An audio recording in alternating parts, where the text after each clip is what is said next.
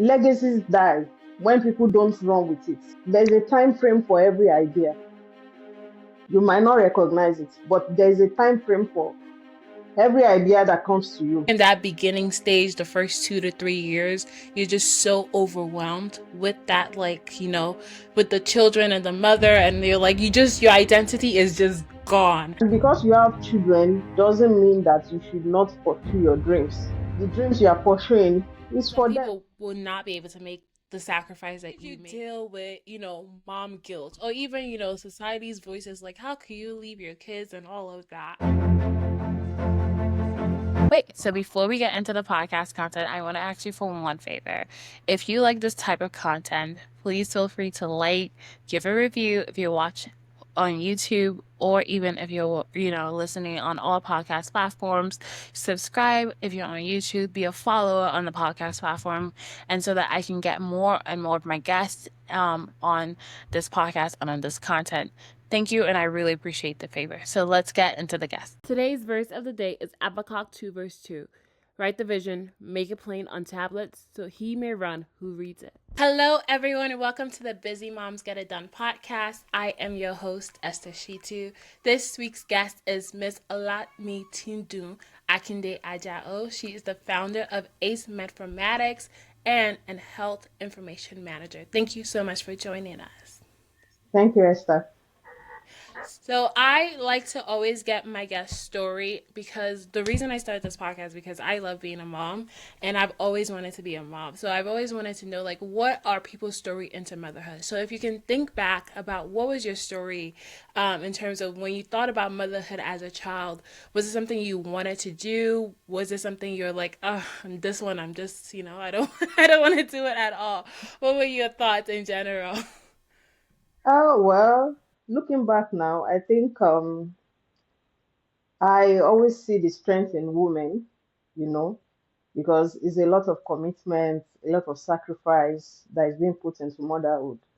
And the fact that it is nurturing, like you're trying to develop something in people, particularly your child, I think is something that is great. And I have always looked forward to that, saying that one day it will be my turn to give out this love, the sacrifice, the energy, It can be exhausting, but it has always been something that I look up to, and I'm glad that I enjoy this privilege. Yeah. No, it's definitely a privilege. When and the flip side of it, you're Nigerian, so, and I'm also Nigerian, but so there's no like motherhood only like pat. At least not for me. It was always like focus on your career. Was that the same for you? That like your parents told you to like focus on your career, or did you how did you perceive career as a child? Well, being career focused as a child, I think it has always been part of me. You know, someone that is like organized in a way that part time, I know what I want to do, how I want to do it, and what I want to achieve at a particular time frame. So it has always been like embedded in me, and I don't think of it as conflicting, because when you put career and motherhood, I don't think of it as conflicting, because I believe that I can always, in fact, I did not think that I have any negativity when it comes to career and motherhood while I was growing up.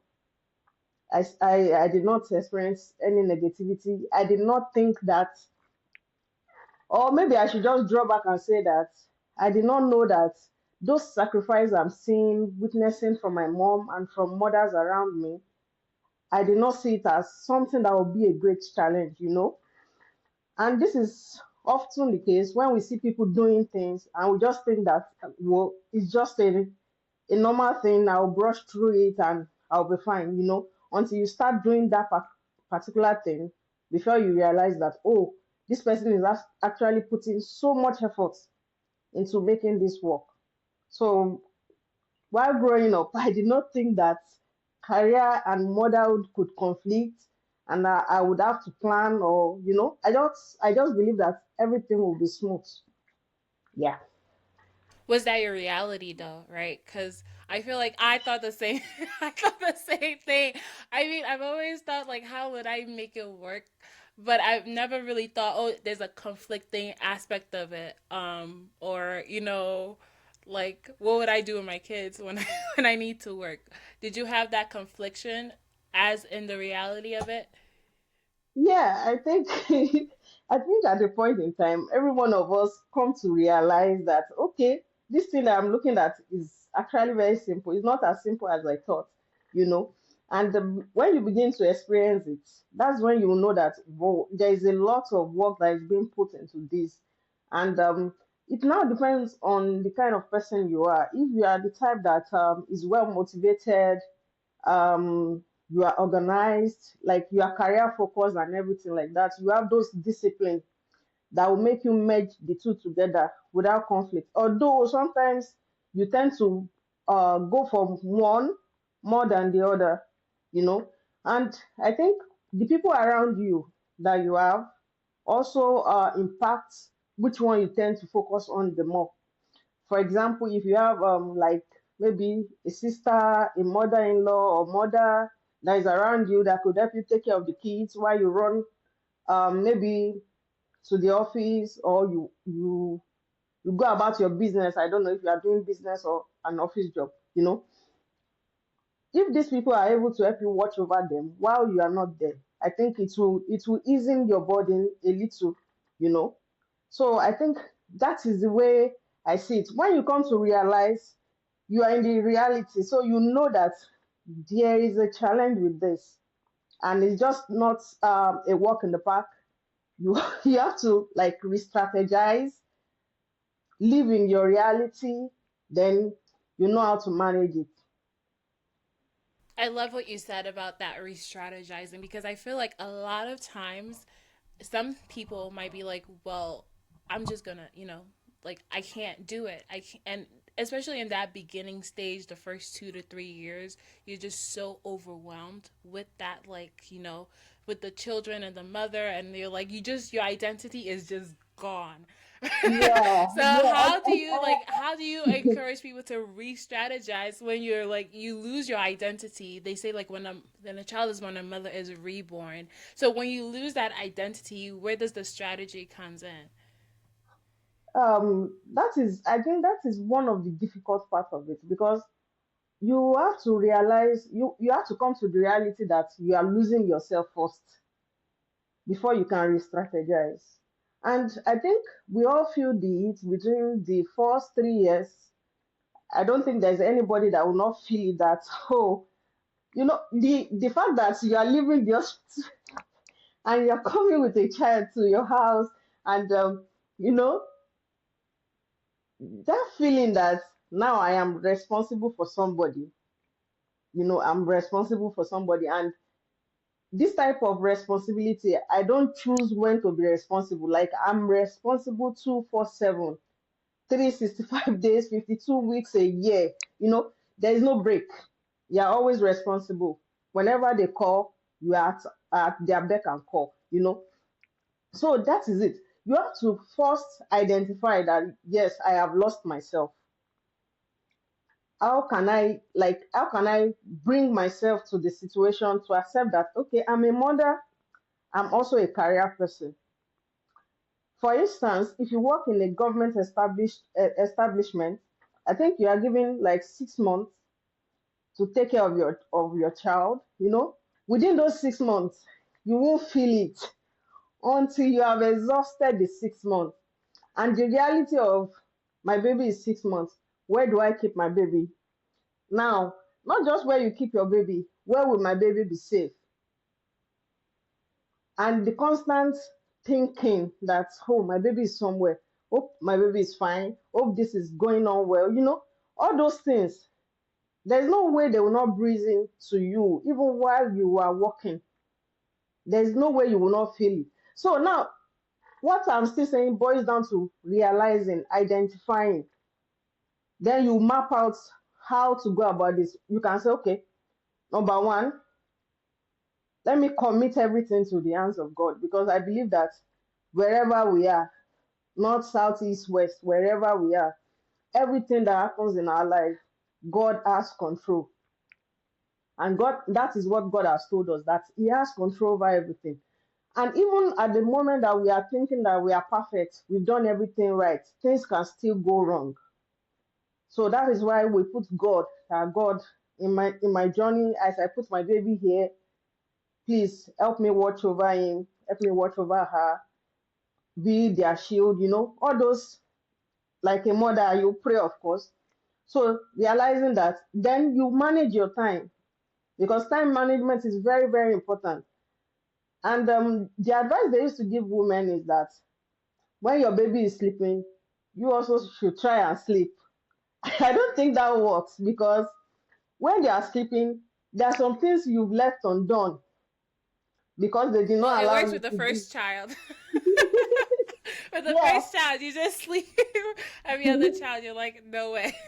yeah, exactly. So, you know, you just like you want to go back to those things and do them. So time management is very important. And support system, ask for support, ask for help.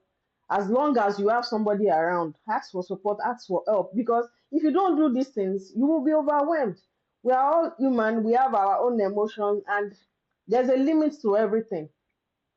So if you don't reach out to say, please, can you help me with this? Can you help me with this baby? For when you are seeing that you are at that place that you are feeling exhausted, look for somebody that can help you hold the child. Even if it is 2 hours rest, take that rest. So the main thing is identifying, committing it to the hand of God, then managing your time. I Yeah, I think love that. with that. I love what you had to say about that. I just want to clarify 6 months in the UK, right? Or 6 months where? Because in the US, I think Yeah. it's 6 weeks. 6 weeks for some. Whoa. Yeah. 6 weeks for some places. I got 13. I think the most I got was 13. 13 weeks was the most I got. Whoa. Well, yes, I think I'm talking about Nigeria. I had my children in Okay. Nigeria. So at the time when I had them, it was close to 4 months. So that's Okay. about 13 weeks plus. Then I think in UK now is 1 year. Then later in Nigeria, it was extended to like 6 months. Okay. That's good. Yeah. That's good. I want to pivot a little bit because you are in the health management field. How did you get into health management, and your company, like your organization Ace Metformatics, is like health, advocacy, and there's a need for health advocacy. How did you enter that field a little? Yeah, I think I've always had interest in health field. Well, while growing up, I wanted to be a pilot. When when I was so young, I wanted to be a pilot. Then along the line, when I got to my senior secondary school, so I started picking interest in healthcare. So my first intention was to be a medical doctor, which did not happen because one, I did not meet the cutoff mark. Then I was advised to do physiotherapy, but I missed the that time we used to have what we call acceptance fee, something like that, when you have to pay. But I missed the deadline. So because we did not have that information, it was not passed across on time. Then after that, I was like, it's still medicine I want to study. But after staying around like 4 years at home, after secondary school, staying like 4 years at home, I decided to go for nursing, just to escape from being at home. So I went to nursing, and I was there for about 2 years. So we did a kind of exam that sets people apart and say you progress to the next level, and this set will not progress to the next level. So I was among those people that did not progress to the next level, even though I challenged the results, and I was offered another admission in nursing, but because I couldn't trust the system, I did not take that offer. So that was when I got into health information management. And before I got into health information management, I think I was advised to do pharmacy. But when I checked online for like courses that I can take, so I began to check the prospects for each courses. The one that aligned with my interest is health information management. But in all of these things, healthcare, health information management, the thing that has always been in the background of my mind is to become an academic in healthcare.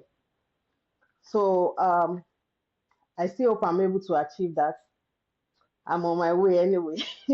But that is how I got into healthcare. I got into health information management. So all my life, health information management, national diploma, higher national diploma, bachelor's degree, and master's degree, health informatics. No, So that's a great story. No, that's a great story. But what did you see that made you decide, oh, I'm going to make Ace Metformatics? And what is Ace Metformatics in the first place? yeah, Ace Metformatics is an organization that tends to train health information managers. So our aim is to improve the quality of health information management practice. And I, as the founder, believe that if you want to improve something, people have to have the knowledge of it. So they need to, like the changes you intend to see in people, they first have to have the knowledge of what that thing is about before you begin to see the changes. So that was why I founded Ace Metformatics so that we can actually train people because many people don't know about health information management, especially when it comes to Nigeria. They believe that they are just set of people in the hospital that write you cards when you go for your treatments, which is not because writing of card anybody can do that. But the job of a health information manager goes beyond all that. We deal with the privacy, all this the way your healthcare information is being kept secured, preventing it from unauthorized users, preventing people from accessing it. So these are some of the things that we do. And beyond this, when we talk about healthcare data that World Health Organizations and all these um, profitable organization and non-profitable organization make use of, is actually generated through the use of clinical coding system, which is like a disease classification system. And the people behind this are health information managers. So if they are not there, it means that we would not have this data. Now tell me, how many people understand the in-depth of health information management practice? Not many people. So we are here to like educate ourselves, to tell others about health information management and what it entails. So that's the purpose of Ace Metformatics. And to God be the glory, today is our 5th year anniversary. So we've been doing this for 5 years. We've organized conferences, physical trainings, online trainings, webinars, and even competitions among schools just to promote education, to keep sharing our knowledge and to empower people when it comes to digital health tools. So that's So it for me. I know a little bit of your background. So you said 5 years. That means you started this when your oldest was like five, Three, or are you three? yeah, So how did you do? How did you do that? Like, and you had I think you had a 2 year old at the time as well. yeah, So you yeah. had I two have the two of them. basically you were right where I am right now, and Yeah. in the crazy world of toddlerhood. How did you manage to create something like that in that busy season of life? Yeah, I think I would have started earlier, if not for motherhood. I think I would have started earlier because I know that there are some things I left pending. As far back as my first son was, I had him in 2016. So as far back as 2016, I wanted to further my studies, but I had to hold on, you know, particularly because I don't like carrying babies around, It's like I'm stressing the baby while I'm trying to achieve my own. I don't believe in that. So I had to take time before I could do that. So Ace Metformatics has always been in the pipeline, even while I was having them. And what convinced me to start them was saying that we are going to start online. You understand? So with an online presence, that means I don't have to be there. We just need to have classes. And it's not because sometimes when we are having classes, I'm attending to my son, you know, and while I'm still having classes, that that's one beautiful thing about women. We are multitaskers. We can do two, three things together simultaneously. I think that is one of our very core strengths, you know. And during this period, like I said, it was online. So what I did was I delegate. So it doesn't have to fall back on me. So I delegate, appointed people that could help me run the course, even while I'm not available.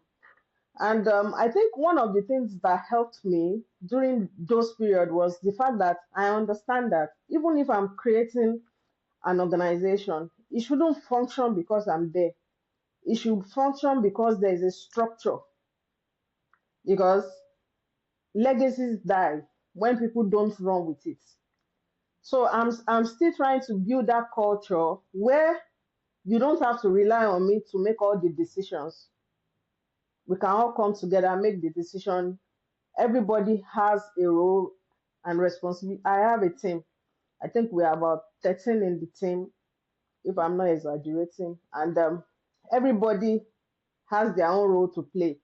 And I must say that I used to tell my team that if I can do it all alone, we won't have you here.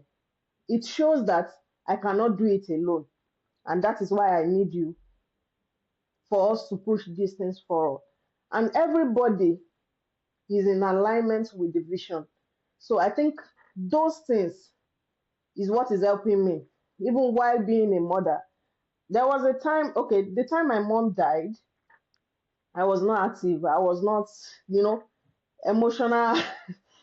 I was not in my right frame of mind. But the group kept going on because there are people there, there are structures in place. We did not close the group because I was not available. You understand me? So I think that has been what has helped me. I don't know if I've answered your question or you still need me to touch down No, on you something. you answered it perfectly, and I love a few of the things that you said, which is like, like you can't run something alone. I don't know how you said it, but you phrased it perfectly when you were talking about legacies. And I wonder if what will be your advice to mothers, right? Someone who's like in that stage of like, because I always say toddlerhood. The stage of toddler is ghetto, which means, which means it is very stressful. These kids stress you out in that stage because they're just finding yourselves, right? And you're still like, and like I mentioned in the beginning, I'm still in the stage of rediscovering who I am as a mother in that aspect where you're yearning for something and you have these children. What would be your advice? Because you mentioned obviously it was online. You structured yourself in a way that like you were able to, it's able to run without you, but you also had teams. What if I don't have a team? What would be your advice to those women? Well, I don't know of the dream everybody might have, but I know for a fact that whatever your dream is, it is always achievable because I believe if God laid it in your heart to do something, if God gives you the idea, it's because He knows that it is possible and your condition has nothing to do with it. So you must understand that my condition has nothing to do with it. And it means that whatever you are going through, whatever the condition, you have to find a means to keep those things running. You have to think of a way to keep it running. If it is something that you think, okay, I won't be able to carry this alone, I need somebody. that can run with it with me, you know. So you can always like look within your circle and reach out to that person. This is the idea I have. This is how I thought to implement it. Because when I was starting Ace Metformatics, I wrote a lot of things down. I wrote a lot of things down, how I wanted it to be, what we are going to be doing part time, and I did not make it rigid in the sense that it is open to correction, because I believe that I might be thinking this is the right way, and somebody else will come and give me idea and say, okay, why don't we do it like this, you know? And if you weigh the two options, you see that okay, the idea they brought is can work well with this, with what I'm setting up.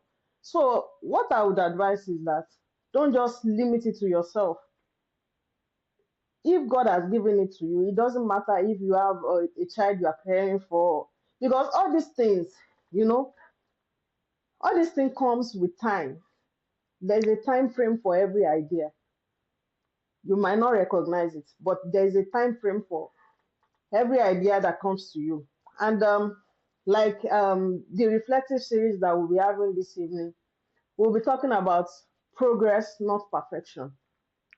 Because oftentimes we want things to be perfect. And I am an example of somebody wanting things to be perfect.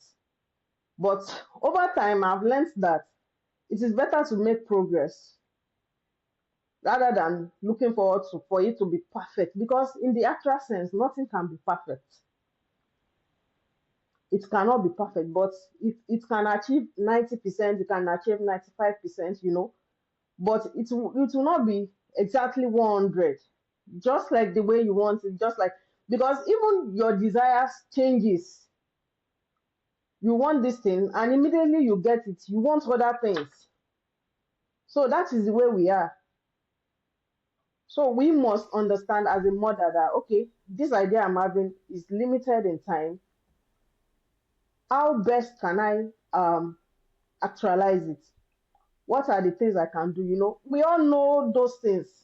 I'm trying to like think of an example that does not involve a team. And like, okay, for example, if you are looking at a podcast, if you are looking at a podcast now, you know, podcast is just one person. So now you can do it in two ways. It's either you interview people, just like we are doing now, or you say you want to be talking about it. And I know that as you are organizing this podcast, it's not because you are not busy. You are busy. You have things to do. You have the girls around. They're somewhere in the corner. You know, I don't know what you have done. Maybe you've given them their tab or you've given them something to work Right. with. You know, those are the things you are looking at. How best to make this work? Okay, I needed just 1 hour to be able to execute this plan. I needed just 1 hour once a week, you know. And if your time is, if you are so limited in time, you can say once a month. Do you understand? So it depends. We will always find way. We will always find way. So if you don't have much of a time, even if it is like 20 minutes, 1 hour, you know, once a month or once in 3 months, somebody will know that you are doing something once in 3 months. And the consistency is very important. Like the reflective series that we do is 30 minutes. The last one was about 40 minutes. And I told them, I said, why? What were we discussing that we went past 30 minutes? Like it's always like 20 minutes, 25 minutes, you know, we have not hit 30 minutes before. And I will also refer back to the reflective series because when I started, normally when I want to do things, reflective series is one of those things that I did not plan. It was an idea that came to me on a Sunday, and I decided to like execute it without perfection. You understand? So, in a nutshell, we would always find a way. We just have to think. to think, and think. Just to clarify, what is your reflective series? How did you start? You said it came to you like an idea, like this podcast. Yeah. It was an idea in the kitchen. So, what is your reflective series? What do you talk about? And talk a little bit about that. Yeah. Oh, okay. My reflective series. I think I got the idea on March 18th, and what came to my mind was I was thinking that I wanted this, I wanted that. These are the things I want to achieve. But the Holy Spirit ministered to me and says, what about the things that you've achieved? Why you say you want this, you want that? What about the things that has been done in the past? You know, it took me back and I started like counting them. I was in church and I started counting them, and it got me to a point that I began to think that really we must take account of our life. We must take account of things that has happened in our life. These things are small. We might not regard them as big, but it's the small things that lead to big things. And most times we just go about our daily business as if nothing good has happened to us. Whereas the devil wants us to focus on the bad things, the negative things that we are not able to achieve, which is not what God wants. He wants us to be grateful in the little so that we can gain more. That is what God wants. So it drops in my heart that what if you start a reflective series for people to like look back on their life and see what has been done and what has not been done. The second part to it was the preaching of my pastor that day was talking about a soldier who says Jesus should come to his house to heal his daughter. And Jesus was saying that I did not have time, I'm so busy right now. I'm just saying it literally. So the centurion has said, just say a word. I am a soldier. If I tell this to go, it will go. If I tell that one to come, it will come. Just say a word. And that word will heal my daughter, you know. So that is the exact same thing that is happening to us. We must recognize who we are. And we recognize who we are when we begin to reflect on our lives, on the things that we've achieved or the one we are not able to achieve. If we are not able to achieve it, what has gone wrong? What can we do differently? How can we work on it to make it better? So that is why the reflective series came about. I did not change the name. I just say reflective series with Olamitundun. That's that shows that I did not even plan. The first episode we had, I had it at work. I had to tell my manager that please, I have something to do within this time to this time, and he was so gracious. He said, "Okay, you know, my camera was not set. If you go back to that first series, is not so good, but we did it, and we are here. This is the ninth week, so it means that we've done this for 2 months. So that's just it. No, I think one of the things that I'm learning from you, and one of the things that I think you keep saying to moms, is just start, right? Start where you are. And I like that because sometimes, like you said, like you have tonight, you're talking about perfection. I had a professor who was like, don't let perfection be the enemy of the good, right? So don't Yeah, let, just because something is good doesn't mean that and it's not perfect doesn't mean you shouldn't, like, put it out in the world, into the yeah, world. So I really like that. I want to pivot once more and talk about you. I think in December of 2023, December of 2024, I'm not sure. No, 2023, you migrated or yeah, to the UK yeah. from Nigeria. How did that process come about? Obviously, I think one of the things that I'm admiring about you is the fact that you have a goal and you're like, by all means necessary, I'm going to get there. So, can you speak a little bit about that experience? Yeah. Okay. I think we've conceived that goal for quite a while, and I have tried running with it. But luckily for me, my prayers were answered in 2023, and my relocation is just not. It's not just about relocating. It's about finding knowledge. Gaining knowledge, gaining the experience, and coming back to better the situations of our country, Nigeria. So, like I said, I've conceived the dream for quite a while. At a point, I was thinking maybe it will not eventually happen, but it did happen in 2023, which I'm very grateful to God for. So when we came, it was not an easy route, but God has been faithful. And like I've mentioned earlier, I said we need support. If you need support, because we were not able to travel with our children, so we had to leave them behind. But we had the support, like we have somewhere to leave them to, in a safe and somewhere that they are they are more like they are at home. I think that was what helped us. Although it was not easy, as a mother, there's no way you will not think about your children. You will not think if they are faring well.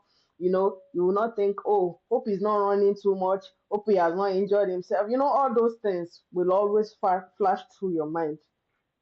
But the support system we had made it possible for us. And I think at one point or the other, we would always need this, because if you intend to grow, you can't always stay in one place forever.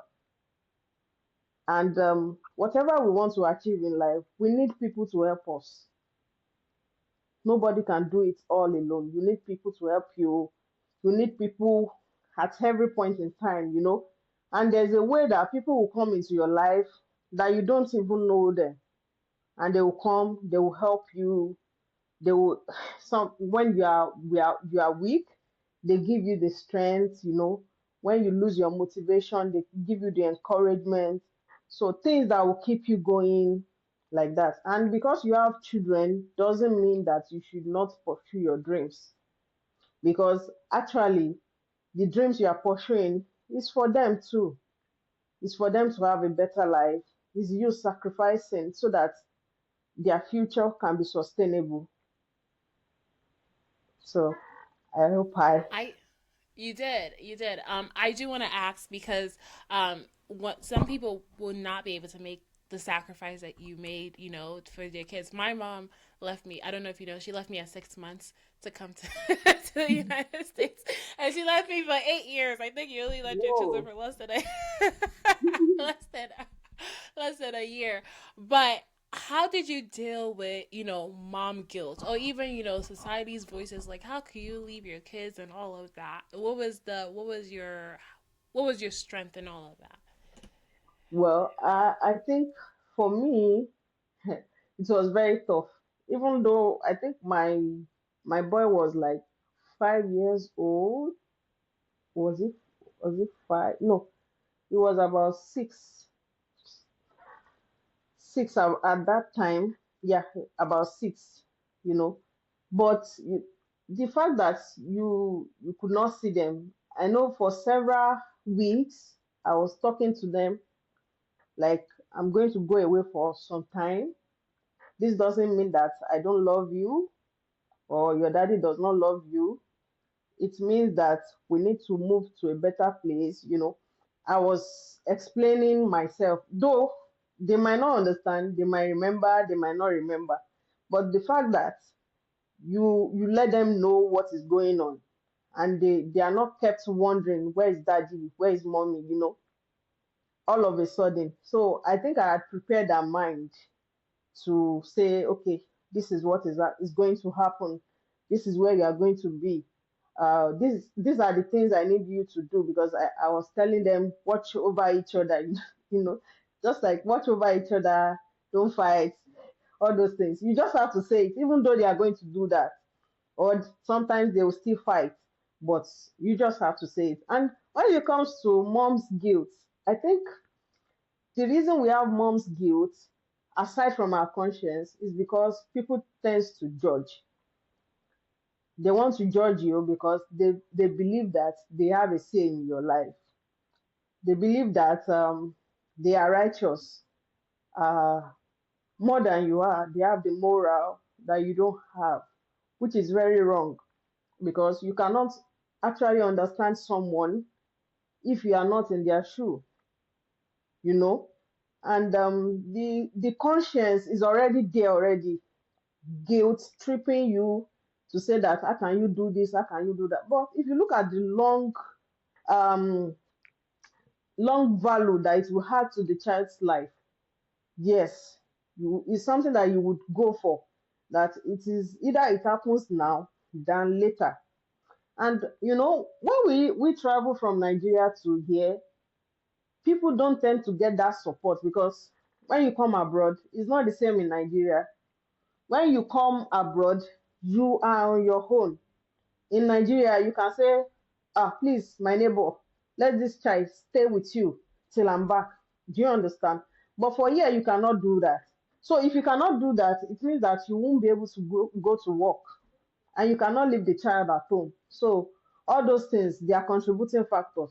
You don't have a choice than just letting them stay behind to somebody that you know can take better care of them. So the guilt will come, but it is you that would use the value that you are gaining from it to take it off your mind because it will come like a mother that you are. That how can you do this? How can you that? Sometimes you can even cry. You know, you will cry. You can be sad. You can be moody without people understanding what's going on with you. But you just remember that my son is somewhere and I'm not there. I don't know what's wrong with them. I don't know what. So in my own period, some of the things I do is that I write down the way I'm feeling at that moment. I write it down. So when they came, I read those things to them, you know, and they were like, "Oh, mommy, why, why?" And they are boys. They were like, "Mommy, why? Why?" Okay, we are here. We are here. All those things. I don't fully know if they understand the concept or they are just like, why is my mommy like this? Do you get? And the fact that for them it was not even up to a year that they came to join us, so they might not feel it that much. And I think the longer it takes, the longer the disconnection you get, the longer the disconnection, especially when talking to them on phone is not as good as seeing them, giving them the cuddle, the hug, all those nice things that you did to each other. And so that's just the experience. You use the value to take away the guilt. No, I like that. I think that the fact that you involve them in the process, and then when it's funny that they like why they like what's going on. It's not that serious. I Yeah. do truthfully, kids are like whatever. But I love it, and I'm so grateful that you have given me the honor and the privilege to join me in this conversation. So much Mm. nuggets were dropped, so thank you so much. I'm going to wrap up, and so I'm going to ask a couple of the questions. I think you've answered some of them, so maybe one or so that I asked my guests, and one of them is it possible for a woman to have it all? How can they be the mother that they want to be while still be the kind of career goal oriented person that they want to be? Yeah. I think it's two-way. It is possible for a woman to have it all if you have a great support system. So that makes it easier for you. Now let's assume there's no support system that is that great. So it might take a while. You might have to pen those career goals for a while, but it doesn't mean that it is not achievable. It doesn't mean that it doesn't mean that that's the end of it. Do you understand? So if a woman would have it all, it would take planning. planning and strategizing. So it depends on what your goals are. What are the things you want to do? Are they physical? Is this something that you have to be there every time, every now and then, So these are the things that we'll figure out and know that, okay, with this, I might need to give it some time before starting.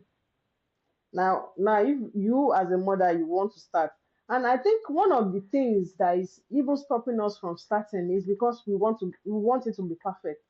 Like if you're having a broadcast now and your daughter comes in, you want her to go back and not disrupt the broadcast. We think of those things. But if it has gone into a stage where the child can walk, can talk, can say, I want this, I want that, I don't think you should hold back on your dreams. It doesn't matter who thinks that you are not doing it perfectly. As long as you are doing it, there is progress that is being recorded. I think you are just doing fine. So you might not have it all, but I think you can achieve the better part of it if you can't have it 100%. Yeah. Perfect. I like that. You can achieve the better part of it. And finally, what sacrifices would you say you made for your motherhood journey to exist? And what sacrifices did you made with your motherhood for your career to exist? I think you would have to repeat the second part later, but for the first part, the sacrifices I made as a mother for my career to exist, right? So, well, I would say that some of the sacrifices I made was that doing things I could do at the moment and not going for far-reaching objectives. So you is the kind of saying that I limit myself to the things that I could reach with my condition, like with saying that I have a child. And like the example I gave the other time, I said when I gave birth to my son, I wanted to like further my studies. I had to put that on hold till when he was about 3 years old, I think. So to be able to achieve that. So these are some of the things that they are sacrifice. You just have to hold on. People's situations are peculiar to them, but there's no way you will not make sacrifice. If you don't make sacrifice in your career, you make sacrifice in your personal life. There are times that you are sleep deprived. There are times that you will not eat and you won't even remember that you have not eaten. There are times that your child is sick and you are traumatized, you are emotionally drained, stuff like that. They are all part of the sacrifice. And I think that we don't discuss this enough, where people get to know that motherhood is like a full-time job, and our main career is like you are having a second job. Do you understand? So motherhood aspect of it is a full-time job that will not go away forever. Even because as old as I am, my mom still sees me as a child, and it's just normal. It's normal for every parent. So although they have less responsibility over us, it doesn't mean that they are not watching. They are watching to see if you are making the right decision, if you are making progress, if everything is going fine with you. They remained worried for life. That okay, what are you doing at the moment? How is it going? Is it fine? Stuffs like that. And that is motherhood. You care. You want to know. You want to know if everything is in alignment, if everything is going fine, if there's progress. Those are the things. Those are part of the sacrifice aside from the career aspect. I think So you answered the second part of the question, which is like, what sacrifices did you make with your career for your motherhood to exist? Which is like basically, what are the sacrifices you make with your motherhood for your career to exist? And I agree. I think that a lot of times, unless you're really, really aware, you kind of go into it not realizing it is a full time job, and the shock, especially that first time when you're like, wait, I can't just leave the house. think that's the first shock.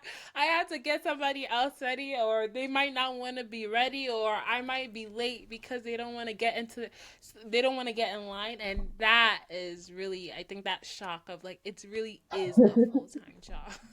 It is a full time job, and I don't think um we don't tell young girls that this is something you have to really think about. I mean, it wouldn't have changed my desire whatsoever, but it's still something Yeah, to I tell think other so too. people. I think so What too. would you how can people find you? You mentioned your reflective series. You mentioned Hayes Metformatics. How can people reach out to you if they want to discuss and speak to you, or connect with you? Yeah, for reflective series, you can always reach me on Facebook through either messenger. My name on Facebook is Olamitundun Akinjide Ajao. So, and my email is, should I call that out?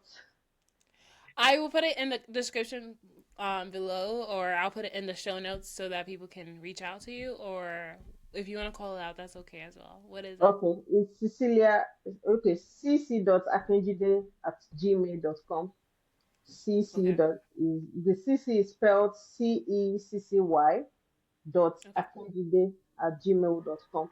Then when it comes to Ace Metformatics, that's Ace Metformatics at gmail.com. Well, thank you so much for your time. Thank you so much for the nuggets that you dropped. I really appreciate it. To my audience, to my listeners, thank you for tuning in. Please feel free to like, subscribe, leave a comment, and a review. It's really helpful. And I will see you next week on Busy Moms Get It Done. Bye. Thank you.